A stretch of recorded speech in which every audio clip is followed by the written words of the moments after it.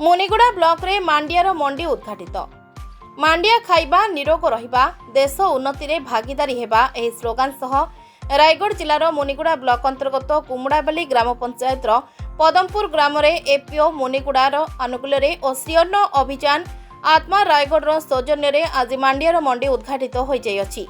कृषि जिला अधिकारी मुनिगुड़ा चित्तरंजन शतपथी सभापतित्व और कृषि विभाग सहकारी वैश्विक परिचालक उत्तम कुमार दास संयोजन अनुष्ठित कार्यक्रम में मुख्य अतिथि भाव में मान्यवर विधायक विषम कटक निर्वाचन मंडली श्रीजुक्त नीलमाधव हिक्का, सम्मानित अतिथि अध्यक्षा पंचायत समिति मुनिगुड़ा श्रीमती दुखिनी नुंडरुका, समिति सभ्य कुमुड़ाबाली ग्राम पंचायत श्रीजुक्त उद्धव सिक्का, गोष्ठी कृषि अधिकारी श्रीजुक्त कालंदी परिड़ा, केसीसी ओडिशार पूर्वतन सभापति श्रीजुक्त जगन्नाथ नुंडुका, एपीओ मुनिगुड़ार अध्यक्ष श्रीजुक्त राजीव पुसिका, एपीओर मुख्य कार्यनिर्वाही अधिकारी श्रीजुक्त चंद्रभानु महाराणा प्रमुख उपस्थित रही उक्त कार्यक्रम लक्ष्य और उद्देश्य विषय चाषी मानक बुझाई। प्रथमे मुख्य अतिथि फीता काटी यह कार्यक्रम को शुभ उद्घाटन करने सह भगवान को तैलचित्र में प्रदीप प्रज्वलन नारिकल भांगा सह पुष्पमाल्य अर्पण कर यह कार्यक्रम मंगल मनासी। विशेष भाव में चलित वर्ष मुनिगुड़ा ब्लॉक रे 8000 क्विंटाल मांडिया बिहन चाषी क्विंटाल प्रति सरकार को निर्धारित 4500 टंकार किणा विषय एपीओर कार्यनिर्वाही अधिकारी दर्शाइथिले। एहापरे मांडियार उपयुक्त गुणवत्ता मानर सफा सुतरा मांडिया देवाकू चाषी मानकू Muniguda millet mission RCDC block संयोजक चैतन्य प्रधान कहिथिले। परे केसीसी ओडिशार पूर्वतन सभापति कृषि जिला अधिकारी और गोष्ठी कृषि अधिकारी प्रमुख भाव में मांडियार उत्पादन वृद्धि खाद्य गुणावली सह उन्नत प्रजुक्ति विद्या सह वैज्ञानिक प्रणाली एसआरआई पद्धतिर चाष आदि प्रमुख विषय पुंखानुपुंख भाव में आलोचना करथिले। परवर्ती समय रे मुख्य अतिथि श्रीजुक्त हिक्का निजकू जड़े प्रथमे चाषी भाव में संबोधन करने सह कृषि विभाग समस्त सरकारी योजना अधिकारी द्वारा सठिक उपयोग होगा सह किभली चाषी मानक निकट में पहुंची पारिबो और एहार प्रकृत लाभ हिताधिकारी माने किपरि पाई पारिबे से विषय आलोचना करथिले।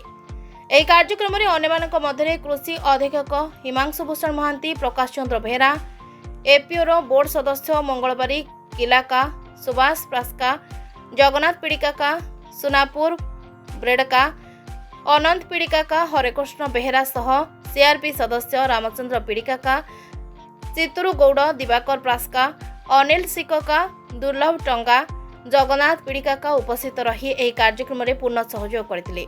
ब्लॉक पदमपुर ग्राम ठारे मार मांडिया मंडी उद्घाटन हो जाइए। उद्घाटन रे बहुत आमर योजना अच्छी सरकारी जो मांडिया जमी लगा हम तापाई सरकार सहायता दौरान तेणु अति सुंदर भाव में आयोजन होता ये कर्मकर्ता मान धन्यवाद देना। सर आपन परिचय? मो ना चंद्रभानु महाराणा। सर आज मांडिया मंडी विषय कौन कहे? मांडिया मंडी बहुत खुशी लगिला प्रथम करी आमर मुनिगुड़ा एपीओ माध्यम रे ये वर्ष आमको मौका मिली। आम उत्तम भाव में यहाँ आम लक्ष्य जो रखाई मांडिया 3000 4000 जहाँ भी क्विंटाल आमको पूर्ण करा पड़ो आम चाषी ये संग्रह कर ठीक समय देवु। अच्छा लोक मैंने ऑब्जर्वेशन कर चाषी मैंने वर्ष सारा परिश्रम पड़ भल मांडिया दौरान किंतु सरकार ठार मांडिया पाइला बेलू खराब मांडिया पाँच ए विषय आप कौन कहे?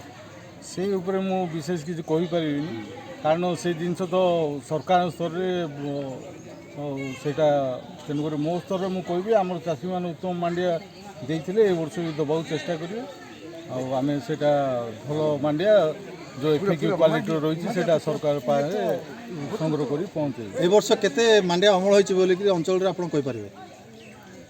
बहुत अधिक होती आमर ये तो लक्ष्य 8000 क्विंटाल रखाई किंतु मुनिगुड़ा जो आमर ब्लॉक रही है पूरा जिले में सबुठ अधिक मांडिया उत्पन्न करने अंचल।